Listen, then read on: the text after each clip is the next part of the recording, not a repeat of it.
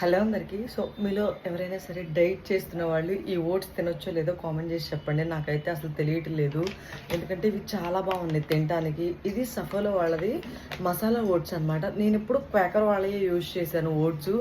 అవి ఏంటంటే అసలు తినబుద్ధి వేయటం లేదు. ఇప్పుడు అంత టేస్టీగా అనిపించట్లేదు అనమాట. ఎంత ఫ్రూట్స్ వేసుకున్నా, ఎంత హనీ వేసుకున్నా, ఎంత నట్స్ వేసుకున్నా ఎందుకో తిన్నా కానీ టమ్మీ ఫుల్ అయిన ఫీలింగ్ కూడా అనిపించట్లేదు. అదే మసాలా ఓట్స్ అయితే చాలా టేస్టీగా అనిపిస్తున్నాయి అనమాట. మనకి ఇంకా మసాలా ఫుడ్ తినాలి అన్న ఆలోచన కూడా రావటం లేదు నాకైతే మాత్రం. సో అసలు డైట్ యూజ్ చేయొచ్చా లేదో కూడా నాకైతే అర్థం కావట్లేదు.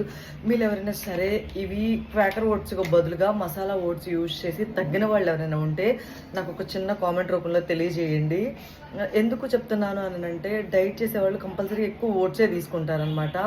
అది మసాలా ఓట్స్ తీసుకుంటే బాగుంటుందా లేకపోతే నార్మల్ ఓట్స్ తీసుకుంటే బాగుంటుందా అని నాకు అర్థం కావటం లేదు. మసాలా ఓట్స్ అంటే చాలా టేస్టీగా అనిపిస్తున్నాయి.